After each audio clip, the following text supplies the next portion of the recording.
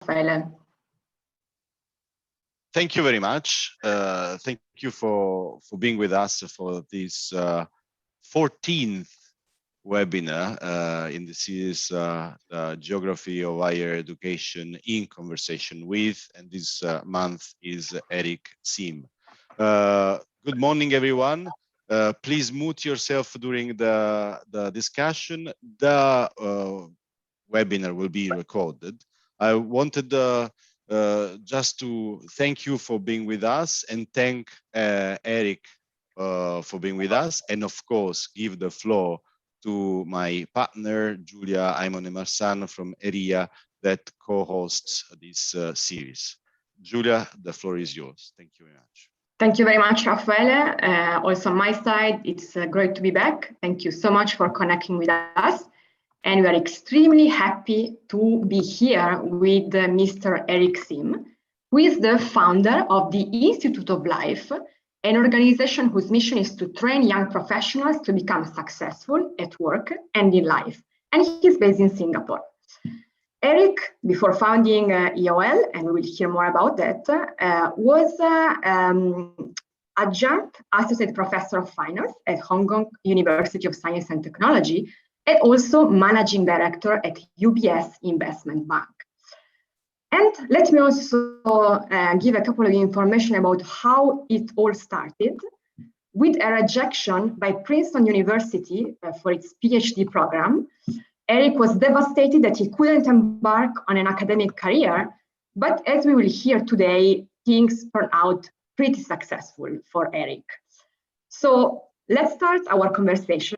And I would like to ask you, Eric, to tell us more about your careers, plural, and also the reason that led you to found the Institute of Life. Over to you. Thank you so much. This is so exciting to be here speaking with Raphael from Paris. Giulia, you are in Jakarta, am I right? In Paris as well today, but normally in Jakarta. Oh, normally in Jakarta. So we have a very good connection. And I also want to welcome the participant online. I see Jason Tay from Singapore, Lawrence Ong from Singapore, Janani from India. And I can also see really good representation. Asia and Europe. Got Lina, Omar, Daniel, Cynthia, Christoph, Christina, Godwin, and Catherine Chong, Camille, wow. And quite a few other people as well. So this is about education. It is not my usual LinkedIn Live, yet we got some serious people who want to know about education. I'm really pleased. So thank you for inviting me to share my experience or my take on education.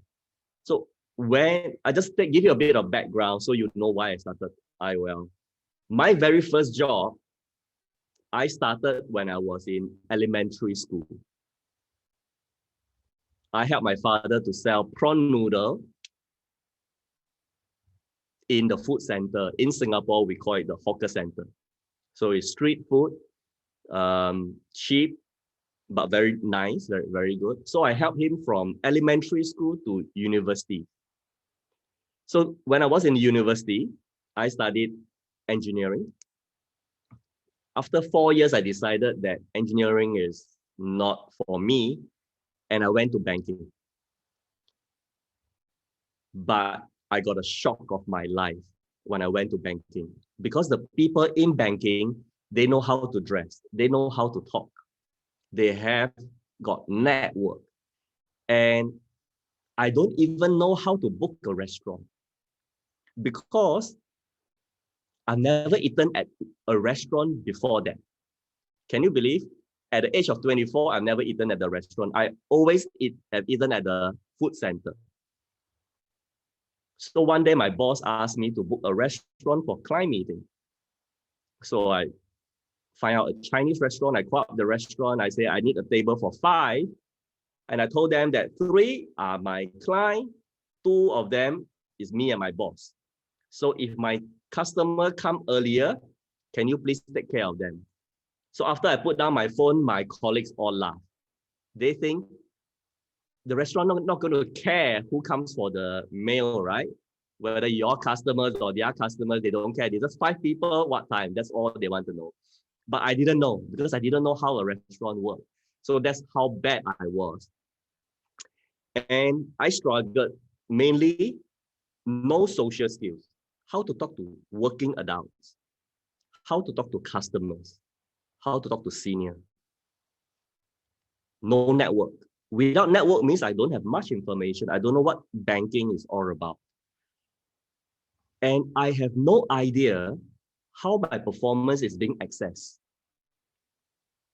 I thought, because being an engineer, I thought the faster I calculate my financial product prices, the more accurate I calculate,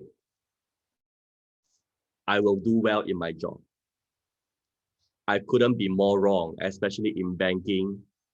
You know, calculation is all done by computers. What counts is how you talk to people, how you influence people, how do you negotiate, how do you persuade. And I was very disappointed. So I left to the UK, for the UK to study my master's in finance. Hopefully I get some business sense. Then I continue in banking again, because I couldn't get to do my PhD, so I went back to banking. Then about 5 years ago, I thought I should help people like me, right? I should help the 22-year-old Eric Sim, who have no resources, who got nobody to turn to. And on the surface, right, this Eric Sim at 22 years old has got no talent. On the surface, people didn't know that this 22-year-old man has any talent. Even he himself doesn't know, because he's in this small little world. How does he know he has talent? He was just selling prawn noodle. He was studying engineering. How does he know he has talent? One day, he can be invited by OECD to give a talk on education at the age of 22, selling prawn noodle, wearing shorts and t-shirt in very hot weather Singapore. He's never even dreamed of going to Paris. So I believe there are many people like that. You know, their father could be a taxi driver. Their mother could be a cashier at the supermarket. So if you grew up in this type of environment, naturally, you may not have as much information. Yeah, you can watch YouTube, but it's different. That connection is so important. The well-to-do family parents can use their network to help the kids to get jobs. So it's getting a little bit unfair, I thought. And we need to increase social mobility. What is the worst that can happen is a parent who is at a working class parent or low income group parents feel that there's no more hope for the kids because of their own status. You know, the parent status is going to determine the kid's future. I think this is very bad without social mobility. As long as you give the parent some hope that one day my kid can climb up to the top of the society, I will work hard. I can take 2 jobs. I don't mind working as a taxi driver and delivery man, you know, 2-3 jobs. I don't mind, provided I have hope if I'm a parent. So I really wanted to teach social capital, how to build your social capital. I wanted to teach digital skills, and I wanted to teach them very important PIN skills. PIN, P-I-N, persuasion, influence, and negotiation skills.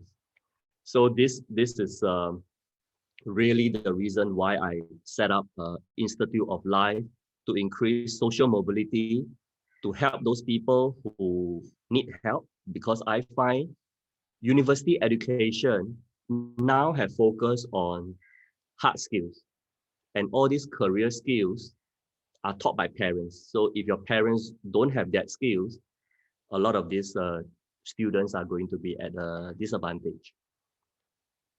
Yeah, Julia, thank you for asking and letting me share the story why I set up Institute of Life.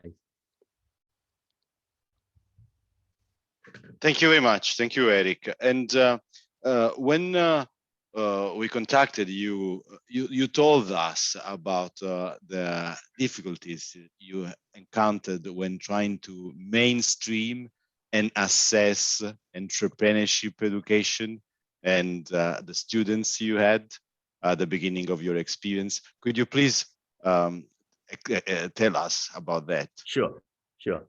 So I have a lot of interest in teaching. In fact, I started teaching at the university some 17 years ago.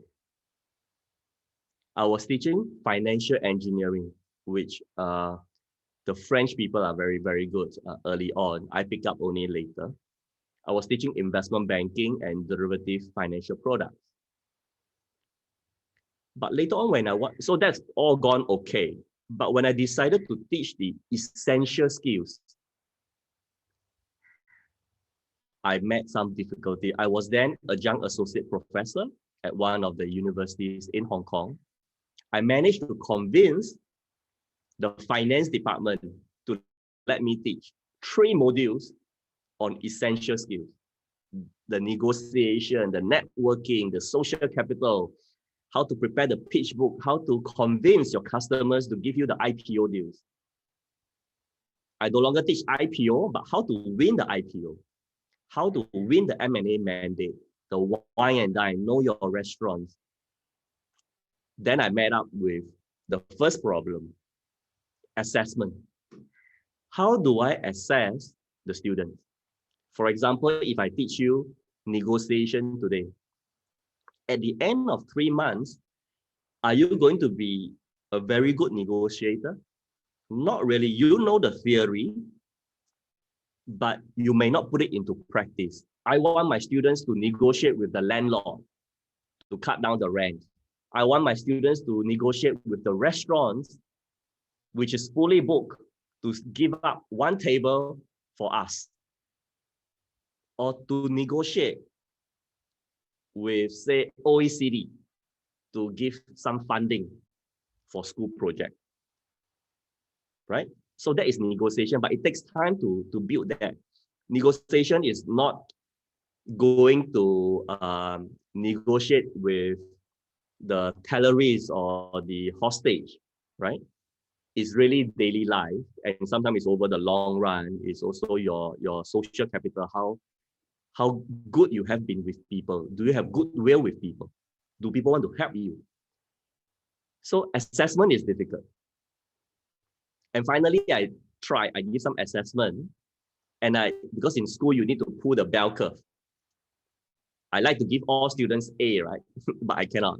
So some students are A, some are B, some C, and a few have to be D. Then the D students complain. They say it's not fair. How come you say that my storytelling is no good? I told a very good story. So how do you judge storytelling techniques over a 5-minute assessment? How do you test somebody's content writing on social media? So that was a little bit setback for me. That's one. Second, because I went to mainstream, so I'm teaching it as a module, part of a course. And this will compete with academic subject. If the students take my module, then they will not take maybe the finance or accounting subject or some elective. So that didn't go quite well with some academic staff. The earlier professor who hired me, very good. But later on, some people make noise to say, no, we shouldn't have a practitioner to come and teach because this cannot be research. This is not so useful to the school. But I find that it's useful to students. So later on, with this experience, now I go through career services. Because a lot of business schools have career services. So through the career service, I now offer my teaching, no assessment. The students, if I can give them assignment, I say, write a LinkedIn article go and watch a French movie to understand more about foreign culture. Because sometimes to learn the language is too difficult, but at least you need to watch a couple of French movie or British movie to understand a little bit, and then that's a starting point. And it's not mandatory. So the students who want to learn, they can come. And that has worked very well. So now I get many requests from universities around the world, from UK, some really, really top universities coming to me to want to learn about personal branding for entrepreneurs. Because personal branding is now very important subject. It helps you discover your strength. So I'm also doing that. And I can see quite many students have improved. In fact, some have gone on to get really good jobs because they know what the employers are looking. Employers are looking beyond the hard skills, beyond your grades. So I'm very happy that this has taken shape. So at the beginning wasn't good, but now I just tell the school, no testing. And anyway, I don't like marking papers. And I feel very sorry for the student who gets D. And I don't know how to explain to him or her why you get D for your storytelling. Yeah, so this is my journey of trying to teach essential skills. Thank you very much, Eric. That was really interesting, and I guess we will maybe go a little bit deeper during the Q&A session very soon. Sure. But now, I mean, as our third question before Q&A, maybe let's talk a little bit about Singapore, where you're based. Sure. Singapore, we know it, is one of the leading innovation hotspots in Asia and also globally. So what can you share with us about emerging trends you are seeing in the higher education and also entrepreneurship ecosystem? Yeah, thank you for asking that question. Just a disclaimer, I'm not in any official capacity to comment on the education system in Singapore, but I will share what I observe, right? Number one is the world doesn't categorize problems by subject, right? It's not a computer science problem or mathematics problem. If you look at Apple products, it is engineering combined with beautiful design. So I understand that the National University of Singapore is combining engineering faculty and School of Architecture and Design into one. So engineer learn design, designer learn engineering, learn about what material can be used, because no point you design something that cannot be implemented because the material hasn't been invented yet, or the material durability is not ready yet. So I think this is good to be able to allow students to combine 2 or 3 areas so that we can solve bigger world problems, right? And I also understand that they are combining science and humanities. So a scientist may understand psychology or philosophy. If you look at social media platform, if you want to design a social media platform, it's not just the coding, it's also the psychology of user. How user use it, when do they feel like using it, and what kind of platform you want to design. And also philosophy is important because you want to do good. As social media, if you become so big, you have to do good, you have to be ethical. So that's where philosophy comes in. And I'm very hopeful that people who are trained in 2 or 3 faculties or 2 or 3 subjects will become a better person, will be able to contribute much more to the society. And about entrepreneurship, there is, the government is trying to encourage entrepreneurship. So I know there is an entrepreneurship module at the university in the business school. What I can say is, you cannot train somebody to be an entrepreneur.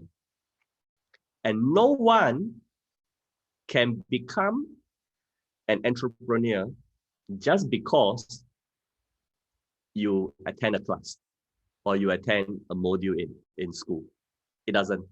But we can train entrepreneur mindset, which is also important for people who wants to work for corporates, because these days the environment changed because of technology, because of pandemic.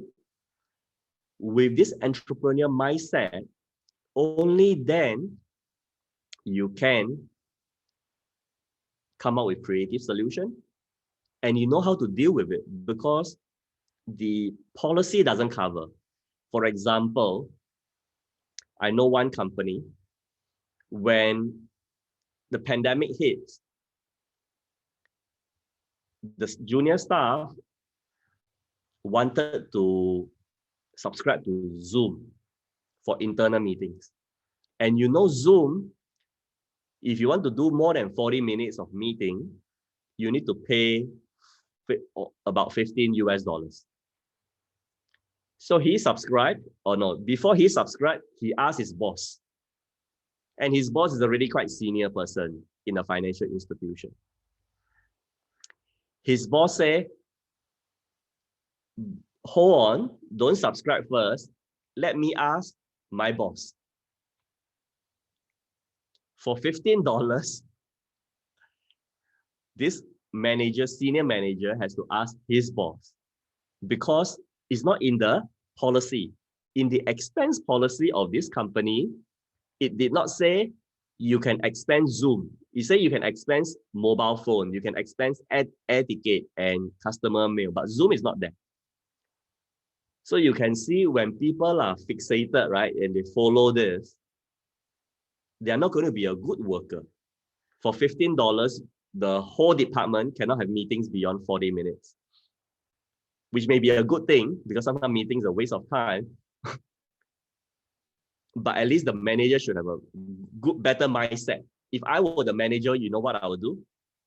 I'll put on an entrepreneur mindset. I'll ask my staff, go ahead, subscribe, use my credit card. If the company doesn't pay for it, I'll pay for it. For $15, why not? If you are the manager, you should be able to do that. So this is what I want to teach as well, the entrepreneur mindset for employees, not just the entrepreneur.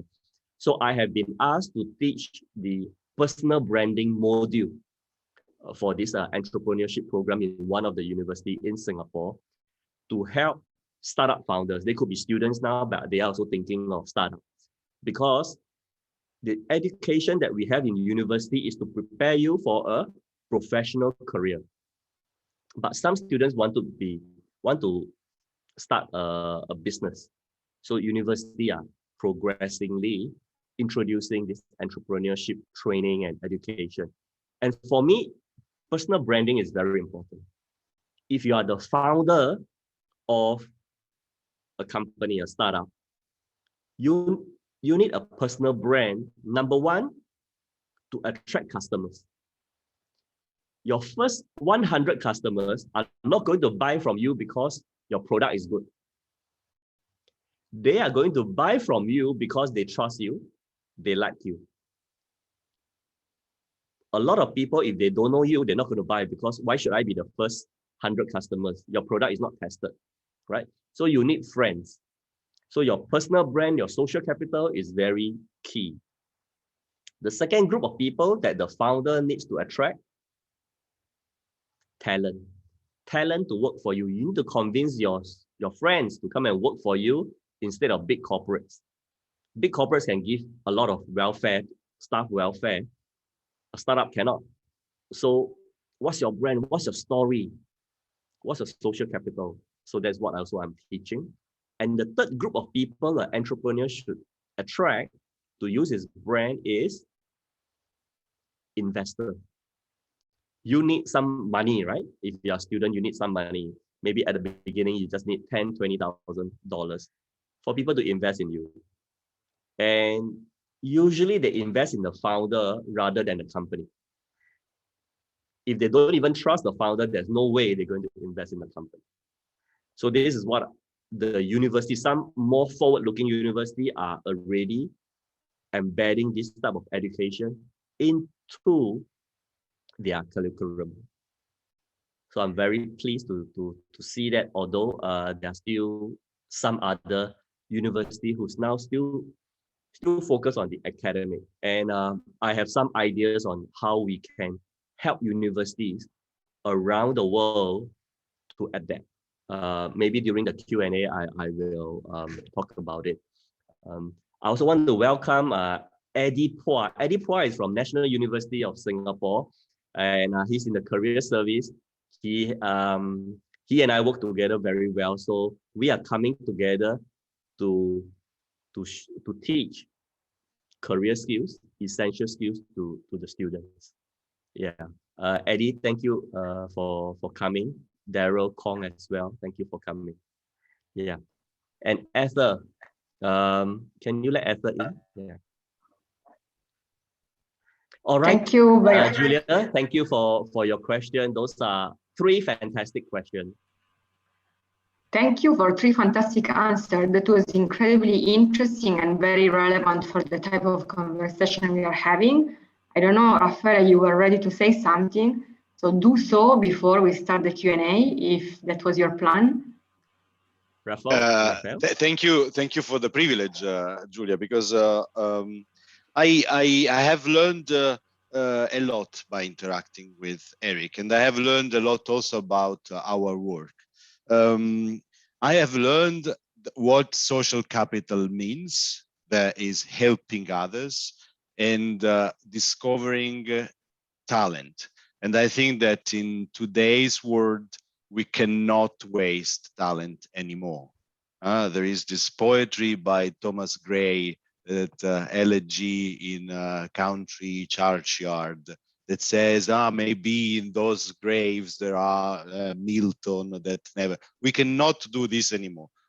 We have to leverage on the word human talent and human capital to deal with societal challenges, with be better.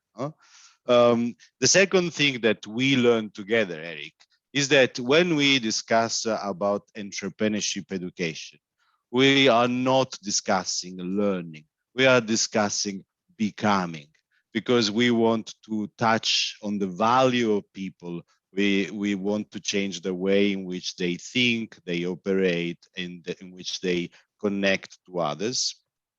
And it is important for us that you are with us today, because higher education institutions are too important to be left alone. There is a need for bankers, leaders, other stakeholders to join forces and to generate networks that are not only done by higher education institutions, but reflect this idea of interdisciplinary platform and multi-stakeholder platforms. Now, a little bit of self-promotion, as you would do, Eric, because the OECD, and also with the support of our stakeholders, our partners, ERIA, etc., will generate an international network that is called ECOL, Entrepreneurship Education, Collaboration and Engagement, to give higher education institutions the possibility to discuss in a neutral environment with their partners like you, bankers, entrepreneurs, public authorities, what should be done to promote entrepreneurship, to solve societal challenges, and to leverage on talent. So thank you very much, Eric, for all the things that you transmitted to us. And I would give the floor to my colleague, Anne, that moderated the question and answer session. And in this session, you will also have the possibility to say more. I see that you want to say more. Thank you very much. Yes, I wanted to say one thing about talent. this talent, right? Sometimes you cannot see. So when we judge a person, also don't judge based on what you see now. Because the talent can appear with the right training, right inspiration. So I also want to tell the audience down here, don't judge somebody at a very young age, because some people may bloom at 30 years old, 40 years old. You know, there's still a lot of chances. The human mind and the human ability is so incredible. With a little bit of guidance, it can change for the person. So when I say talent is the human, but not the not what you see. That means, oh, this person got talent for this job. It's not what I want to advocate. But thanks for Raphael for that summary. And also, I'm very glad you are now wanting to work with higher education to talk about entrepreneurship, cooperation, and engagement. So we already have a student, one of my students from Yale NUS, you know, it's a liberal arts school, learning humanities. And sometimes you think that humanities is a subject that may not apply immediately to work, but I think humanities subject, liberal arts subject is very, very key in now and also in the near future. If Eddie, you have any question, Eddie from NUS, if you have any question, please feel free to ask. All right, let me also just look at the, so while Anne is asking me a question, I will look at the chat. Thank you. Yeah. And go ahead. We'd encourage everyone to add their questions to chat, and the team at the OECD is monitoring it. The first question we actually wanted to loop back to some of what you were saying at the very beginning about social mobility and sort of how to support that. And I guess the question for you is, what social obligation do we think universities have to be vehicles of social mobility? And that, you know, when we think of sort of the core functions of a university, how much should we be adding social mobility to that list? I think it must be one of the primary objectives, because education is supposed to level the playing field. It used to be, right, in some country. So if you can study, you can get a decent degree, then you have equal chance. So I was very lucky, even though my parents, they don't know anything about banking or the working world except selling noodles. I came from a system that allows me to try, and based on that, I get jobs. That means even the people who hire me didn't say, oh, what's your background? Who's your father? They didn't ask me that question, and they allow me to keep getting promoted. But now, education is becoming more expensive.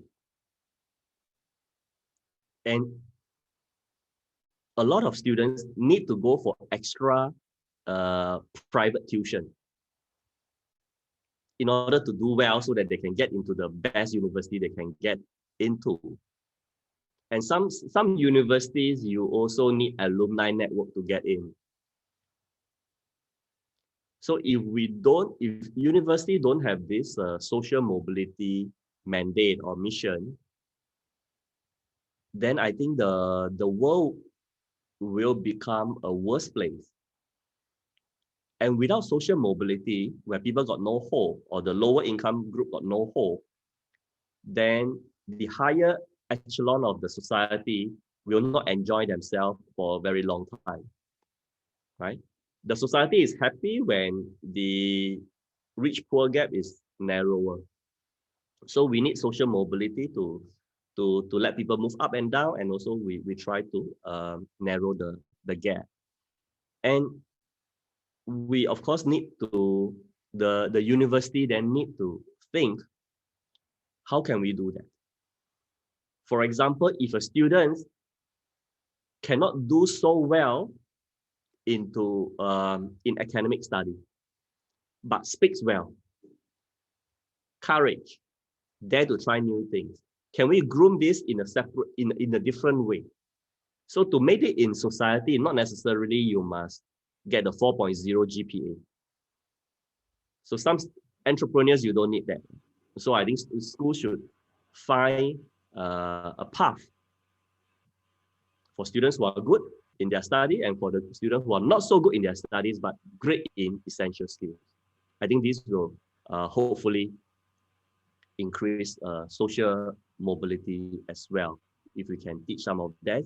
And the next thing is bring practitioner to the university, so you can create the network. For example, now my kids, right? If they want to get into investment banking, I'm their father, I can tell them. But for somebody else's kids who is not in investment banking, you know, or maybe they haven't heard of this, their kids will have a bit of disadvantage. But if the practitioner can come to school and share, then we level the playing field so that knowledge is shared. Whether what your father is doing or your parents doing, it doesn't matter because the school provide that. The students get the first-hand information from bankers, from lawyers, from engineers who built the bridge. So the students who don't have the network will not be disadvantaged. Thank you, Anne, for that's a fantastic question. Thank you for asking. And what you said is all music to my ears. I was just saying, thinking that in the UK, a university that wants to charge over £6,000 per year has to commit to an access and participation agreement with the government, looking specifically at how their programs support social mobility. And I think that there's a lot that we need to be, not all of that's been a success, but there's a lot to learn in terms of what those programs have yielded in terms of what works. I think next up is Maria, and she's drawing from some questions from the chat. Sure, I'm also going through the chat. Hey, for the audience, I see Jason typing PPP. PPP means clapping. If you want to clap, if you enjoy what you are hearing, or Raphael, or Julia, or Anne, or Maria, you know, you can just type PPP because it stands for the sound of clapping. And since we cannot clap here, you can type PPP in the chat room.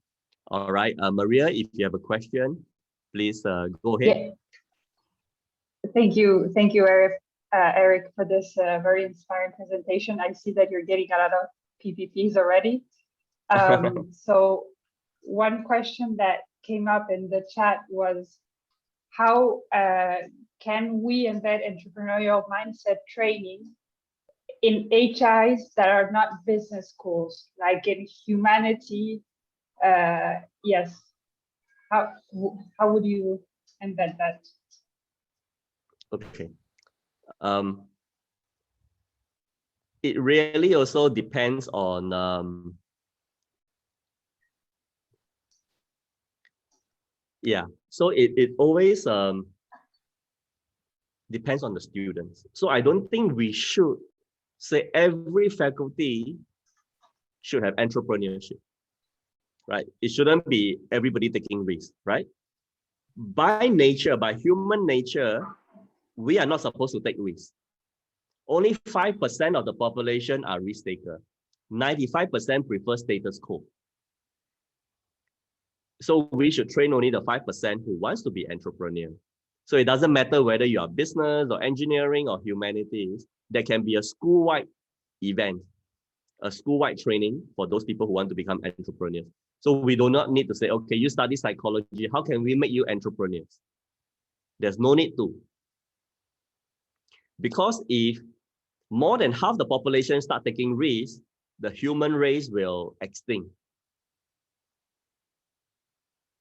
It is because most of us are risk adverse that we stay, right? Otherwise, 10,000 years ago, people start eating all different types of plants, then they will die. So usually is to be safe, eat what has been eaten. Like now, we are eating only very small amount of plants, right? We don't go and try other plants. There's so many thousands of plants we haven't tried. Why? because they are dangerous, and it's not good idea to train more than 10-20% of the student population. So yeah, so this is my take. And also entrepreneurship, no need to be forced. Now already a lot of students are keen to do that. So let those who are keen come forward. Next question. Yes, Hi. thank you. Thank you. Very interesting answer. I'll pass it to my colleague, Georgia. Hi, Eric. I'm Georgia with the OECD team. So another question that came up in the chat was a little bit about the assessment criteria that you also talked about briefly at the beginning. So we talked also about how the assessment criteria can mold behaviors. So how do you think our education systems and therefore higher education systems can measure our students? And is it just knowledge or other surviving skills to be successful in their career? Thanks. Yeah. Sorry, who asked this question? I think it was Catherine. Catherine. Hi, Eric. It's me. Hyung. Yes. Hello, Catherine. Yeah. Hey, it's good to see you. You say, okay, let me read out her question one more time. So for people who didn't get it, we become what we are measured, right? If we are not measured, then does it mean that it's not important, right? The assessment criteria can mold behavior. So agree, assessment criteria can mold behavior. If I'm not assessed, maybe I don't put in effort, right? Just like I just want to share with you, because when I teach my module has 1 credit. And then other modules has like 4 credit. So the professor asked me to use only 1/4 of the time for a full module. If I use more time, only can give 1 credit, the students will not take that module. So students are very calculative. How much effort they're going to put in to get to get that 1 credit. And let me continue with the question. How do our education system measure our students? Is it just knowledge or survival skills to be successful in careers? Currently, I think it's just measuring knowledge. Measuring knowledge is easier. I can test you on finance, econs, mathematics, computer programming. But if I want to test you on your social capital, how willing are your friends to help you? If you now want to sell, you want to start a lemon juice shop in the school, will people come and buy from you? So how do I test? Do I really ask them to set up and check how many will come and buy? So that is not so easy to test. It's a problem that I think we need to solve. I know there are ways to test. Some of my fellow professors have told me it is possible to test some of these skills rather than knowledge. I haven't figured out yet, but my thinking is maybe if I teach this year, I test next year, not immediately after my course. So this is one way for education, for higher education to think about, to test skills. How do we do that? So it's something that I really want to learn as well. Thank you, Catherine, for asking this question. Thank you so much. I don't know if Raffaele, you want to come in? No, thank you. I mean, I leave Eric and Julia to wrap up the meeting, so we can stop. We're running out of time, but please, Eric, if you want to share something more with us, do it just, quickly, a few minutes, and then we can wrap up. Sure. Thank you very much. I really enjoyed this. I'm very passionate about education. So the way I'm thinking, how we can help higher education is make career skills, essential skills, 10% of the curriculum run by the career office. So career office can come up with ideas and know what skills we need. And some skills, for example, a Zoom skills, right? let's say, for example, now I want to show you a screen like this. This is not sharing screen, right? This is the way I use Zoom. And these are the skills that if you think is very important, the academic side cannot teach this. By the time they teach this, there must be textbook, there must be research. It could be 5 years down the road. But the career center can teach this within 6 months, right? They can engage somebody who's good and then help the students to gain these skills. They can bring in people. So I'm hoping every universities will have a career center who will get 10% of the funding and who can come out with 10% of the program, and they can try it out, new skills, new training, and they can take risks. Because if they say they hire Eric Sim is no good, no problem, they hire next person. This skill is no longer relevant, we can scrap. But the academic side cannot. Academic side, they have to wait for these skills to be important, require research. You'll be 3-4 years down the road. So we don't disturb the academic side. We just focus on the career center and give them more authority to decide, more funding, and students will come out to become a better person, and they can learn more new skills and broaden their mindset. This is training the mindset, no longer the knowledge. Thank you very much. Thanks for having me. And for those who have asked a question like Daryl Kong, Joseph, I'm on LinkedIn. Please connect with me. I'll be happy to answer your question. And also, if we save this chat, then I'll know who you are when you reach out to me. Yeah. But thank you so much, Eric. I think this was the perfect conclusion. So we just hope we will be able to continue this conversation with you soon in other environments. Thank you so much again to you and all participants for this fantastic conversation today. Thank you. Thank you. Thank you. Thank you. Thank you.